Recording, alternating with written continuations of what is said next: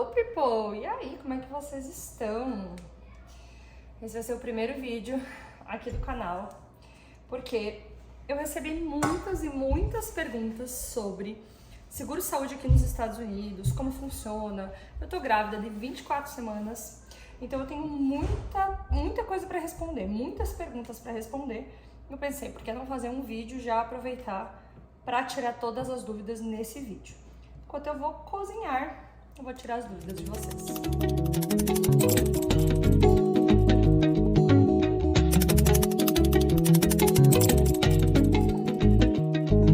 Meu nome é Tiele, se você gosta desse tipo de assunto de vida na América, já clica aqui no curtir, acompanha a nossa família lá no Instagram. Bom, vamos lá. A primeira coisa que eu vou começar falando pra vocês é a respeito do seguro-saúde aqui nos Estados Unidos, como ele funciona, tá? Tudo que eu vou falar não é regra para todos os estados dos Estados Unidos, justamente porque o país é um país muito grande, muito amplo, tá? Então não funciona exatamente da mesma maneira em todos os estados, até porque cada estado pode ter o seu programa de saúde específico.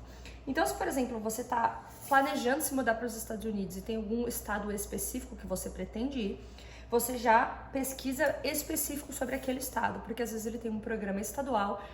E aí você pode se beneficiar disso, tá? Uma coisa importante da gente entender é que aqui nos Estados Unidos, o país no geral, ele dá mais independência para os estados. Então, em várias situações e coisas, enfim, o próprio estado pode tomar suas decisões, o próprio estado pode ter programas diferentes, o próprio estado pode ter regras, leis específicas. Então, a gente precisa estar muito atento a isso, tá? Eu moro em Orlando, na Flórida, então basicamente tudo que eu vou falar é da nossa experiência, da experiência da nossa família aqui, morando na Flórida e em Orlando. Bom, nós temos plano de saúde aqui nos Estados Unidos, então desde o momento que eu engravidei, a gente já tinha o plano de saúde, tá?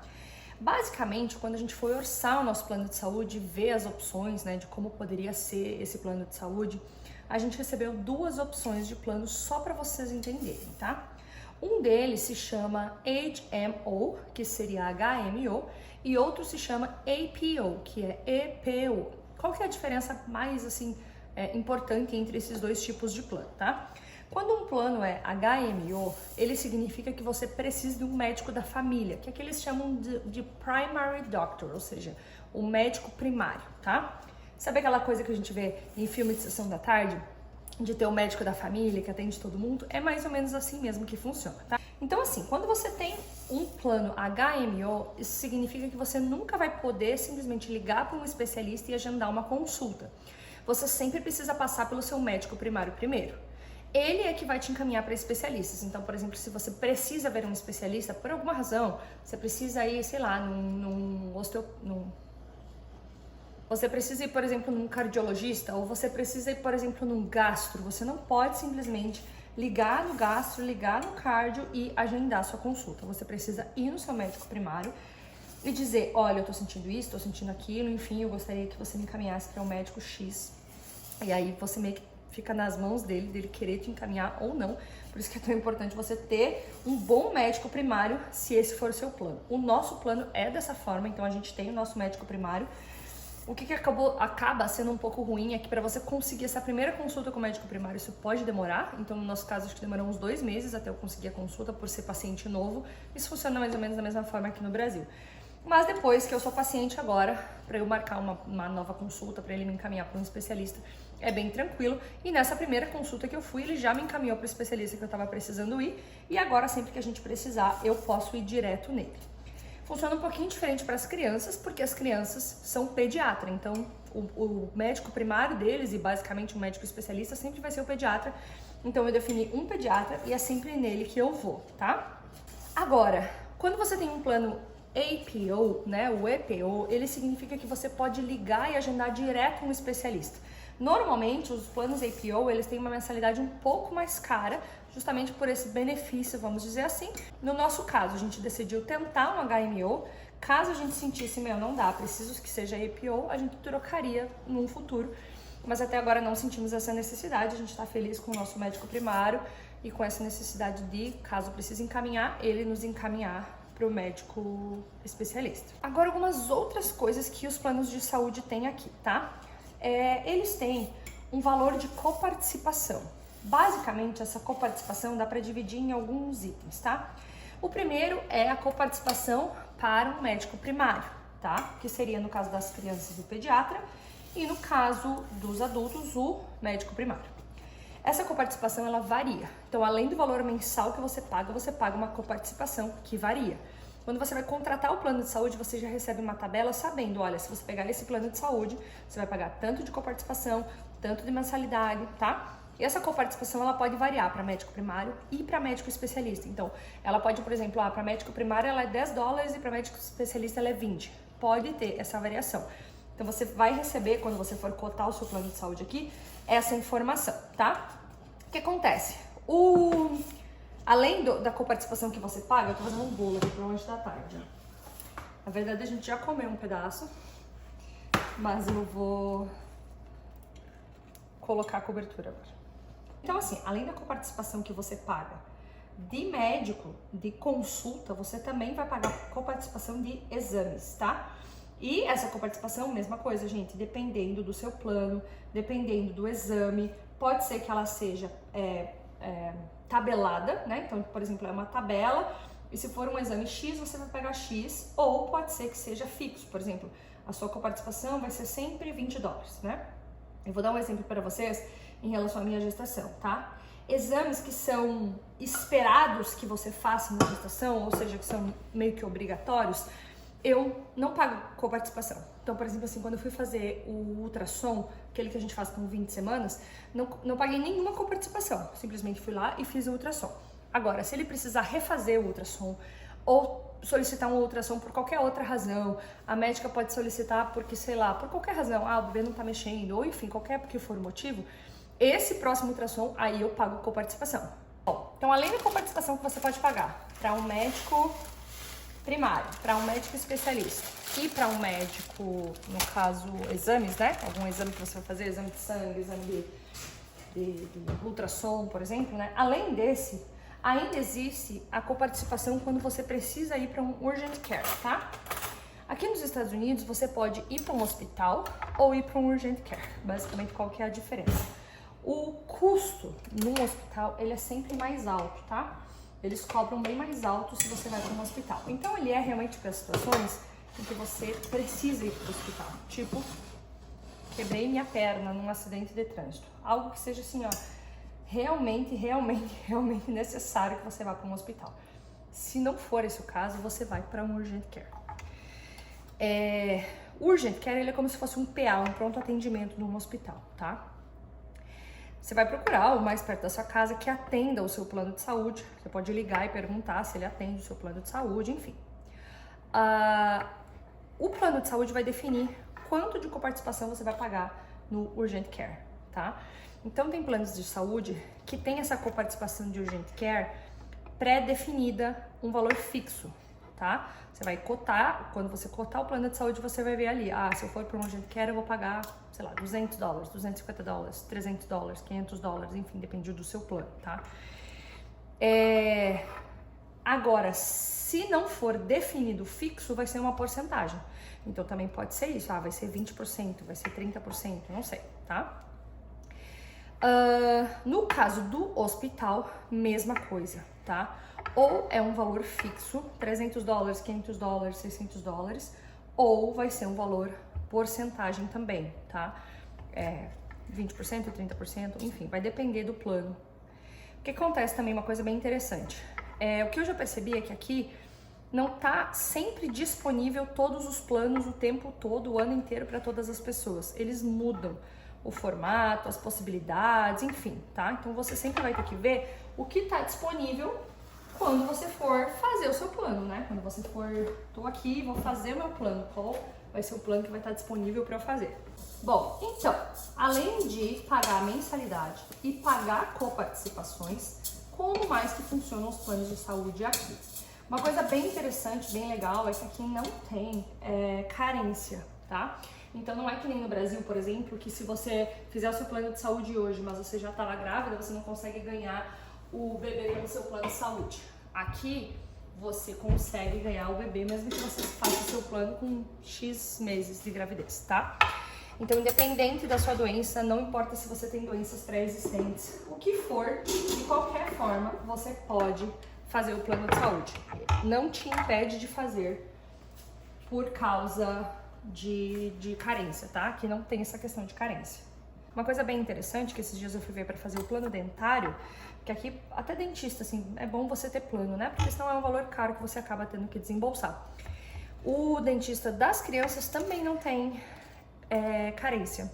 O dos adultos tem 6 meses de carência, no caso do plano dentário. Mas o plano de saúde não, e vamos focar no plano de saúde porque é disso que a gente tá falando. Bom, o que mais? O que mais que eu preciso falar? O que mais? Queimei o arroz.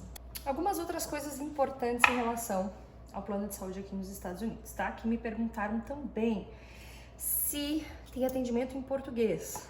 Bom, isso também vai variar em qual lugar você tá, onde você mora, né? Qual estado. Aqui na Flórida, aqui em Orlando principalmente, você consegue encontrar, assim, médicos brasileiros, ou você também pode pedir por alguém para traduzir para você, né? Por uma tradução simultânea. Então, eu tenho uma amiga, por exemplo, que ela não fala inglês e sempre que ela vai no médico, ela pede a tradução simultânea. Então, eles ligam para uma pessoa no iPad e aí essa pessoa fica traduzindo ali simultaneamente aquilo que o médico está falando. Outra coisa bem legal é que eu fui visitar um hospital. Nessa minha visita do hospital,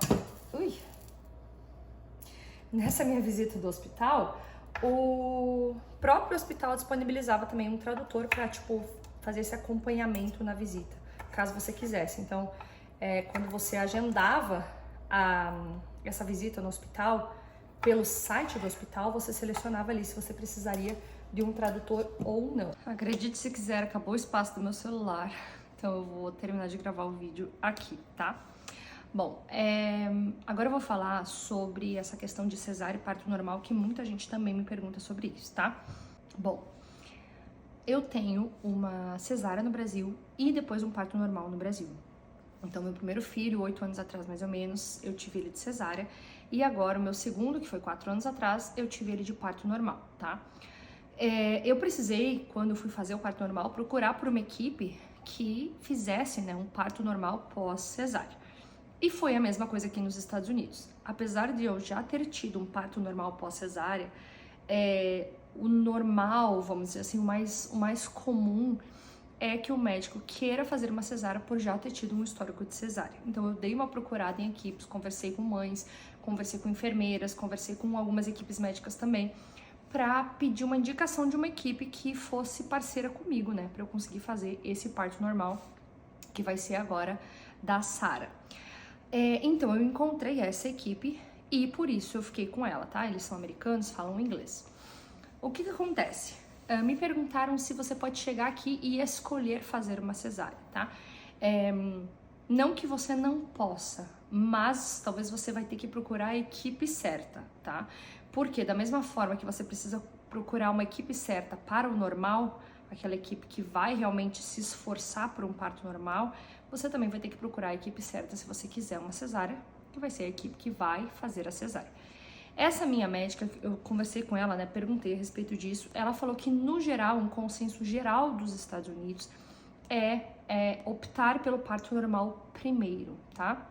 Então é como se ficasse meio que no histórico médico do médico, se ele faz muitas cesáreas, assim, primeiro sem tentar um normal, sem um histórico necessário daquilo, enfim, e pelo que ela deu a entender, meio que isso é ruim. Mas eu acho que isso varia de médico para médico e pode sim variar de estado para estado aqui dos Estados Unidos. Isso que eu tô falando foi algo que a minha médica aqui na Flórida falou e ela é assim, mais pende mais, tá, por tentar parto normal. Mas assim, um consenso geral, aquilo que a gente escuta falar, né, no Brasil, que aqui nos Estados Unidos eles fazem parto normal e não cesárea. E sim, de uma forma geral, sim, o parto normal é a primeira opção. Caso você já tenha uma cesárea e queira fazer um parto normal, você vai precisar procurar uma equipe específica que aceite fazer esse parto normal, porque senão, se você for em qualquer equipe, provavelmente eles vão te levar para uma próxima cesárea. E o que eu quero que vocês levem em consideração e sempre pensem nisso, porque isso não é uma coisa só Estados Unidos, é uma coisa em qualquer lugar, tá? sempre existe outra opção.